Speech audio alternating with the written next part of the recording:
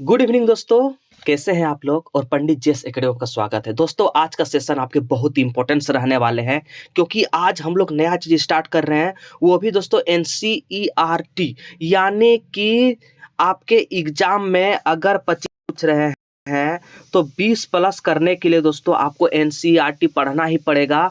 उसके लिए आज हम लोग ऑप्टिक्स, यानी कि अब हम लोग एनसीईआरटी को कवर करेंगे, वो भी दोस्तों थ्योरी वाइज करेंगे। और आपसे ये निवेदन है कि ये वीडियो जरूर देखेंगे दोस्तों। आप कहीं भी साइंस पढ़े हैं, एक बार इस वीडियो को आप देखेंगे, आपको पता चल जाएगा दोस्तों कि क्वेश्चन कैसे आते हैं एग्जाम में। तो चलिए सेशन स्टार्ट करते हैं। अगर हाँ वीडियो अच्छा लगे तो लाइक शेयर करना नहीं भूलें, क्योंकि ये एनसीईआरटी का दोस्तों क्लास फर्स्ट है और आपको ये देखना ही पड़ेगा। आप किसनो एग्जाम में दोस्तों आपको अगर 25 में 25 24 लाना है तो आपको एनसीईआरटी को कवर करना ही पड़ेगा। तो चलिए सेशन स्टार्ट करते हैं और वीडियो को ज़्यादा से ज़्यादा शेयर करेंगे। आज हम लोग स्पेशल ग्रुप डी एग्जाम के लिए ही कर रहे हैं।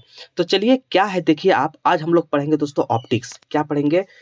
ऑप्टिक्स दोस्तों। और ये इतने हार्ड सब्जेक्ट माने जाते हैं फिजिक्स के चैप्टर ऑप्टिक्स की ये सारे दोस्तों ये पढ़ने में बहुत ही दिक्कत होता है। चलिए इसलिए ये हम हार्ड सब्जेक्ट को यानी फिजिक्स के ऑप्टिक्स चैप्टर को उठाए हैं। तो पहला क्या है, पहला ही दोस्तों आपके प्रश्न बनते हैं कि प्रकाश क्या है। ऑप्टिक्स में पहला प्रश्न बनता है कि प्रकाश आखिर है क्या।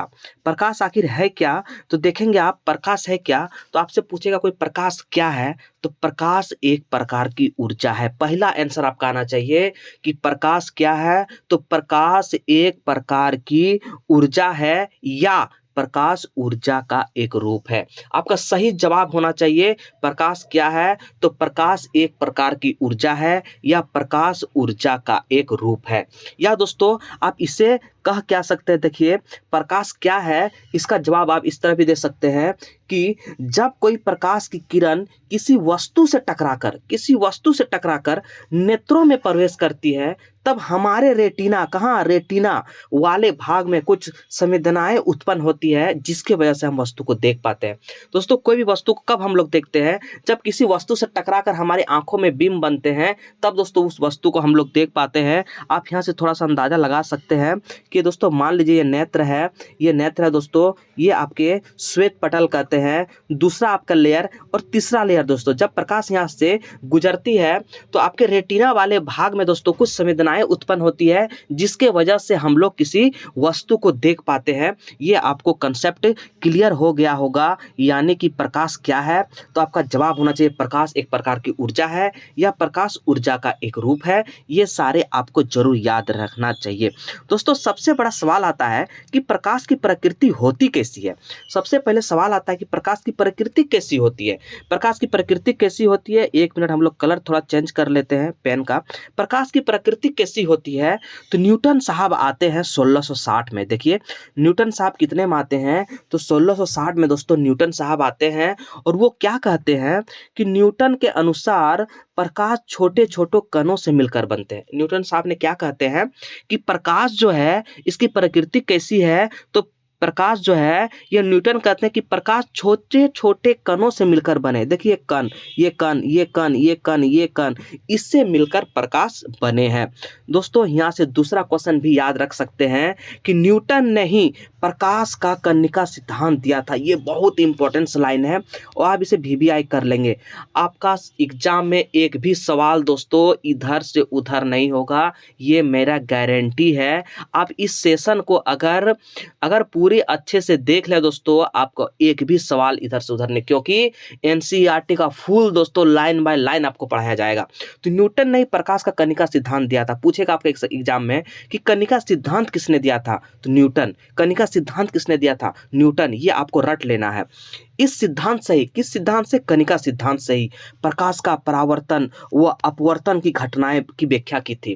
प्रकाश का तो परावर्तन और अपवर्तन का घटना का व्याख्या दोस्तों न्यूटन साहब ने कर लिया, लेकिन इस सिद्धांत से प्रकाश का व्यक्तीकरण और विवर्तन, ध्रुवन जैसी घटनाओं का व्याख्या नहीं कर पाया। न्यूटन साहब ने कनिका सिद्धांत से परावर्तन अपवर्तन की घटना का व्याख्या कर लिया कनिका सिद्धांत से, लेकिन कनिका सिद्धांत से दोस्तों विवर्तन, व्यक्तीकरण और दोस्तों आपके ध्रुवन जैसे घटना का व्याख्या नहीं कर पाया। इसके बाद आपके नेक्स्ट वैज्ञानिक आते हैं, देखिए हाइगेंस। अलग अलग वैज्ञानिक आए हैं, प्रकाश की प्रकृति कैसी है इसके बारे में जानने के लिए दोस्तों अलग अलग वैज्ञानिक आते हैं और अलग अलग अपना मत देते हैं। देखिए हाइगेंस साहब ने 1678 में आते हैं। कब? 1678 में आते हैं दोस्तों। और हाइगेंस ने क्या कहते हैं? हाइगेंस के अनुसार प्रकाश की प्रकृति कैसी होती है? तरंग होती है। तरंग के रूप में दोस्तों वो जाते हैं। देखिए जैसे हमने यहाँ पे एक चित्र बनाया है, तरंग के रूप में वो गमन करती है। ये हाइगेंस साहब ने 1678 ईस्वी में दोस्तों इसको कहते हैं। हाइगेंस ने इस सिद्धांत को तरंग सिद्धांत किया। आपके एग्जाम में डायरेक्ट क्वेश्चन पूछेंगे कि तरंग सिद्धांत किसने दिया था? तरंग सिद्धांत किसने दिया था? आपको आंसर मारना हाइगेंस। तरंग सिद्धांत किसने दिया था? तो दोस्तों हाइगेंस ने दिया था। इसे आप जरूर याद रखेंगे। तरंग सिद्धांत आपके हाइगेंस ने दिया था। न्यूटन साहब ने प्रकाश के व्यक्तीकरण, विवर्तन और दोस्तों ध्रुवण जैसे घटनाओं को व्याख्या नहीं कर पाया था कनिका सिद्धांत से, लेकिन तरंग सिद्धांत से व्यक्तीकरण, विवर्तन और ध्रुवण जैसे घटनाओं को व्याख्या कर दिए हाइगेंस साहब ने। ये आपको जरूर याद रखना है दोस्तों कि तरंग सिद्धांत किसने दिया था? तो हाइगेंस ने तरंग सिद्धांत को दिया था। ये बहुत फैक्ट है, इसे आप जरूर याद रखेंगे। अब आते हैं प्रकाश की प्रकृति कैसी होती है, इसका दोस्तों व्याख्या करते कौन? मैक्सवेल साहब आते हैं। कौन आते हैं? तो मैक्सवेल साहब आते हैं। और मैक्सवेल साहब क्या कहते हैं कि प्रकाश की तरंग किस प्रकार की है? तो दोस्तों इन्होंने कहता है चुंबक की तरंग है। प्रकाश का प्रकृति कैसी होती है? इन्होंने कहते हैं कि प्रकाश जो है विद्युत चुंबक की तरंग है। मैक्सवेल साहब ने कहते हैं, इसे आप याद रखेंगे। विद्युत चुंबक की तरंग कौन कहते हैं? मैक्सवेल। आपसे डायरेक्ट क्वेश्चन पूछेंगे विद्युत चुंबक तरंग कौन कहते हैं? तो मैक्सवेल दोस्तों। अब देखिए तरंग दो तरह का होते हैं, थोड़ा सा जान जाइए यहाँ पे दोस्तों। आपको लाइन बाय लाइन आपके एनसीईआरटी को पढ़ाए जाएंगे। आप पढ़ने के बाद एनसीईआरटी बुक निकाल के आप देख सकते हैं। तो दोस्तों आपके तरंग दो तरह के होते हैं, एक होते यांत्रिक तरंग और एक होते आपके विद्युत चुंबक के तरंग, जो कि आपके मैक्सवेल साहब ने दिए हैं। विद्युत चुंबक के तरंग देखिए यांत्रिक तरंग क्या होता है। इनके संरचना के लिए दोस्तों, इनके संरचना के लिए माध्यम की आवश्यकता होती है। इसके संरचना के लिए दोस्तों माध्यम की आवश्यकता होती है, जबकि इसे संरचना के लिए दोस्तों माध्यम की आवश्यकता नहीं होती है। इसको संरचना के लिए दोस्तों माध्यम की आवश्यकता नहीं होती, जबकि यांत्रिक तरंग में संचरण के लिए दोस्तों क्या? यांत्रिक तरंग की आवश्यकता होती है। आपसे एग्जाम में डायरेक्ट पूछेंगे कि यांत्रिक तरंग कैसी तरंग है? तो ध्वनि तरंग। ध्वनि तरंग यांत्रिक तरंग होती है। ये आपको एग्जाम्पल जरूर याद रखेंगे एग्जाम के व्यू से। ये देखिए दोस्तों विद्युत चुंबक तरंग दोस्तों ये कैसे होती है? ये निवात में भी गमन कर सकती है। क्यों? क्योंकि दोस्तों इसके माध्यम की आवश्यकता नहीं होती है। विद्युत चुंबक तरंग के लिए दोस्तों गमन करने के लिए माध्यम की आवश्यकता नहीं होती है, जबकि यांत्रिक तरंग को गमन करने के लिए आपको माध्यम की आवश्यकता होती है। आपको ये फैक्ट जरूर याद रखेंगे।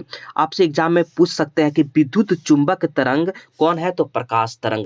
विद्युत चुंबक तरंग कौन है? तो प्रकाश तरंग। इसको आपको याद रखना है दोस्तों, बहुत इंपॉर्टेंट सवाल हो जाते हैं। नेक्स्ट देखिए आपके ये कौन है दोस्तों? यहाँ से एक तो फैक्ट और याद रखना है। प्रकाश का सर्वाधिक वेग किसमें कितना है? तो 3 × 10⁸ मीटर पर सेकंड होता है, जो कि दोस्तों ये फिक्स है। कई एग्जाम में पूछे गए हैं कि प्रकाश का चाल कितना होता है? 3 × 10⁸ मीटर पर सेकंड। 3 × 10⁸ मीटर पर सेकंड, इसको आपको याद रखना है। अब देखिए दोस्तों मैक्स प्लांक के अनुसार सारे वैज्ञानिक आ रहे हैं और अपना मत दे रहे हैं कि प्रकाश की प्रकृति कैसी होती है। तो मैक्स प्लांक के अनुसार ये दोस्तों क्वांटम सिद्धांत दिया था। ये आपको फैक्ट याद रखना है कि क्वांटम सिद्धांत किसने दिया था? Max Planck. यहाँ से एक सवाल पूछे जाते हैं, क्वांटम सिद्धांत मैक्स प्लांक, क्वांटम सिद्धांत मैक्स प्लांक, ये आपको याद रखना है। इसके अनुसार सूर्य से जो ऊर्जा आती है छोटे छोटे पैकेट्स, क्या दोस्तों? छोटे छोटे पैकेट्स या बंडल के रूप में आती है। मैक्स प्लांक क्या कहते हैं कि सूर्य से जो ऊर्जा आती है छोटे छोटे पैकेट्स या बंडल के रूप में आती है दोस्तों, इसीलिए इसे क्वांटम नाम दिया गया था। क्या नाम दिया था? क्वांटम नाम दिया था दोस्तों। जैसे देखिए पैकेट्स के रूप में आते हैं, पैकेट्स के रूप में आते हैं, पैकेट्स के रूप में आते हैं। लेकिन न्यूटन साहब ने क्या किया था? ये कणों से मिलकर बनते हैं, लेकिन आपके मैक्स प्लांक के अनुसार क्या है कि छोटे छोटे पैकेट्स या बंडल के रूप में आते हैं दोस्तों। इसको कौन दिया था? तो मैक्स प्लांक। बोलेगा कि जो सूर्य से ऊर्जा आती है वो छोटे छोटे पैकेट्स या बंडल के रूप में आती है। ये किसने कहा था? तो मैक्स प्लांक ने कहा था। इसलिए इसे क्वांटम नाम दिया गया था। कौन? क्वांटम दोस्तों। और आपके VVI देखिए यहाँ पे आपके ये स्टार लगा लेंगे कि आइंस्टीन ने इन्हीं क्वांटम को फोटोन नाम दिया था। बोलेगा कि किन्होंने क्वांटम को फोटोन नाम दिया था दोस्तों? तो आइंस्टीन ने क्वांटम को फोटोन नाम दिया था। ये आपको जरूर याद रखना है। नेक्स्ट देखिए, आपके नोट में एक मैंने दोस्तों लिखा है, न्यूटन को भौतिक विज्ञान का जनक कहा जाता है। न्यूटन को भौतिक विज्ञान का जनक कहा जाता है, जबकि दोस्तों आइंस्टीन को आधुनिक भौतिक विज्ञान का जनक कहा जाता है। इसे आपको याद रखना है। न्यूटन को भौतिक विज्ञान का जनक कहा जाता है, जबकि आइंस्टीन को आधुनिक भौतिक विज्ञान का जनक कहा जाता है। ये आपको जरूर याद रखना है। देखिए, इंपॉर्टेंस फॉर्मूला एक दो है, इसको आपको रटना है। जैसे क्या है, E बराबर mc स्क्वायर मतलब क्या होता है? ई दोस्तों ऊर्जा है। क्या है? ई ऊर्जा है। एम क्या है? द्रव्यमान है। सी क्या है? तो एग्जाम में पूछे जाते हैं कि ई बराबर एम सी स्क्वायर, ये ऊर्जा द्रव्यमान संबंध के लिए फॉर्मूला क्या होता है? ई बराबर एम सी स्क्वायर। ऊर्जा द्रव्यमान संबंध के लिए फॉर्मूला क्या होता है? ई बराबर एम सी स्क्वायर। उसमें से सी क्या है? सी क्या है? निर्वात में प्रकाश की चाल। निर्वात में प्रकाश की चाल दोस्तों, सी क्या है? निर्वात में प्रकाश की चाल। दोस्तों निर्वात में प्रकाश की चाल जो फिक्स होता है 3 × 10⁸ मीटर पर सेकंड, 3 × 10⁸ मीटर पर सेकंड, ये निर्वात में दोस्तों चाल फिक्स होता है। ऊर्जा द्रव्यमान संबंध का फॉर्मूला ई बराबर एम सी स्क्वायर। इसको रट लेना है दोस्तों, रट लेना है। नेक्स्ट फॉर्मूला क्या है? देखिए, फोटोन की ऊर्जा निकालने का एक फॉर्मूला है ई बराबर एच न्यू। ई बराबर एच न्यू। ई बराबर एच न्यू। दोस्तों ई बराबर ऊर्जा हो गया, एच बराबर प्लांक नियतांक, एच बराबर प्लांक नियतांक। और न्यू दोस्तों क्या है? क्योंकि एनसीईआरटी में इसका दो जो न्यू कहा गया है, फोटोन की आवृत्ति क्या है? न्यू, फोटोन की आवृत्ति दोस्तों। और ये आपको फिक्स है। आपके प्लांक नियतांक कई एग्जाम में पूछे गए हैं। कितना होता है? तो 6 कितना होता है दोस्तों? आपके तो याद रखना है 6.62 × 10⁻−34 जूल पर सेकंड होता है। कितना होता है? 34 पर जूल सेकंड होता है। इसको दोस्तों आपको याद रखना है। कितना होता है? 34 जूल पर सेकंड। ये आपको याद रखना है। 6.62 × 10⁻34 जूल सेकंड। जूल पर सेकंड नहीं, जूल सेकंड। ये दोस्तों आपको याद रखना है। अब देखिए, प्रकाश की प्रकृति कैसी होती है? सारे वैज्ञानिक आए और आपका जब आंसर पूछा जाएगा कि प्रकाश की प्रकृति कैसी होती है, तो ये क्या करते हैं? देखिए, अब ये प्रकाश की प्रकृति कैसी होती है, डी ब्रोगली साहब ने कहते हैं कि ये जब न्यूटन और हाइगेंस दोस्तों मैक्सवेल के सारे बात सुन के इन्होंने कुछ नहीं किया, इन्होंने ही उन लोग का तथ्य को दोस्तों क्या करते हैं? मॉडिफाई कर देते हैं। और डी ब्रोगली साहब ने कहते हैं कि प्राकृतिक दोस्तों प्रकाश की प्राकृतिक जो है ये कैसी होती है? ड्यूअल होती है। कैसी होती है? ड्यूअल होती है, यानी द्वैत होती है दोस्तों। प्रकाश की प्रकृति कैसी होती है? तो द्वैत होती है, यानी ड्यूअल नेचर की होती है दोस्तों। इन्होंने ही बोलेगा डी ब्रोगली के अनुसार। किसके अनुसार? डी ब्रोगली के अनुसार दोस्तों प्रकाश की प्रकृति कैसी होती है? तो प्रकाश की प्रकृति द्वैत होती है। ये आपका जवाब हो जाएगा। लेकिन दोस्तों एक चीज आपको याद रखना है, डी ब्रोगली के अनुसार प्रकाश की प्रवृत्ति दोस्तों द्वैत होती है, लेकिन एक टाइम में दोस्तों सिर्फ एक ही नेचर काम करेगा।